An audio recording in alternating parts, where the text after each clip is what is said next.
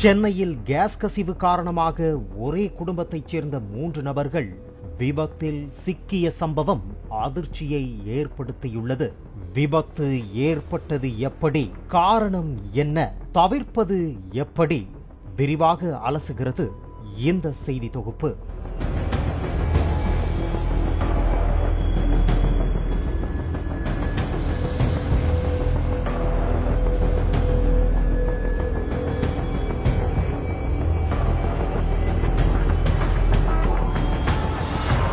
சென்னை நுங்கம்பாக்கம் வைகுண்டபுரம் பகுதியைச் சேர்ந்தவர்கள் வீரகுமார் லட்சுமி தம்பதியினர்.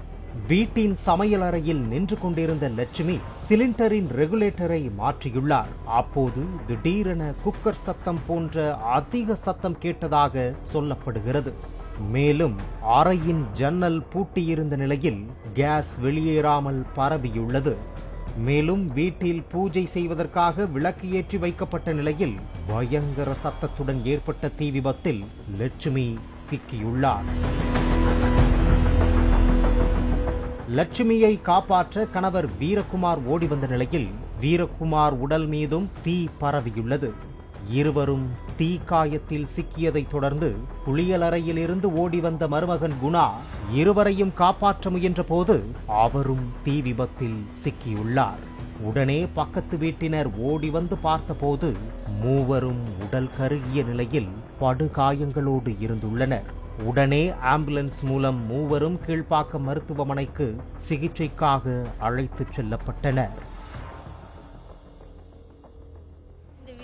சவுண்டு வந்தது கொஞ்சம் வித்தியாசம் தான் சார். ஆனால் நான் குக்கர் தான் வச்சுக்கிறாங்கன்னு சொல்லிட்டு தான் சார் நான் நினச்சேன். நான் குக்கர் சவுண்ட் தான் வந்து லப்பர் சரியாக போடல பழகுது, அதனால குக்கர் சவுண்டு வருதுன்னு நான் ஏஞ்சி போனேன். அப்புறம் கொஞ்ச நேரத்துலேயே பார்த்தாக்கா அதுமாரி இந்த ஃபயர் வரவே தான் வெளியே ஓடி அந்த பசங்கள்லாம் குழந்தைங்கலாம் இருக்குது வீட்டில். இட்னி எல்லாம் வெளியே வாங்கன்னு சொல்லிட்டு அவங்கள வெளியே அனுப்பிச்சிட்டு நான் அவங்க வீட்டுக்குள்ளே போனேன். ஆமாம், நான் மட்டும் தான் அவங்க வீட்டுக்கு போனேன். என் பசங்கள்லாம் வெளியே அனுப்பிச்சிட்டு போனாக்கா அவங்க மொல்லமாக ஏஞ்சி வந்துட்டாங்க. அவங்க 2 பேரால் நடந்து வரத்துக்கு முடியல.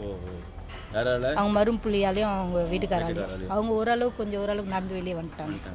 மேலும் கேஸ் சிலிண்டர் வைக்கும் இடத்தில் பேப்பர், பிளாஸ்டிக் போன்ற பொருட்களை வைக்கக்கூடாது எனவும், குறிப்பாக சிலிண்டர் மீது எந்த பொருளையும் வைக்கக்கூடாது என கேஸ் ஊழியர் தெரிவித்துள்ளார்.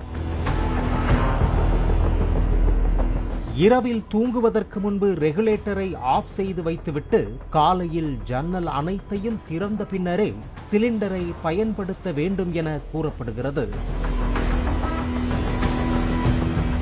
ரெகுலேட்டரை ஆன் ஆஃப் செய்வதை சரியாக கற்றுக்கொள்ள வேண்டும் எனவும், கேஸ் வெளியேறுவது தெரிந்தால் ஜன்னலை திறந்துவிட்டு சுவிட்ச் ஏதும் போடாமல் துணியை வைத்து மூடினால் விபத்தை தவிர்க்கலாம் என கேஸ் ஊழியர் தெரிவித்துள்ளார்.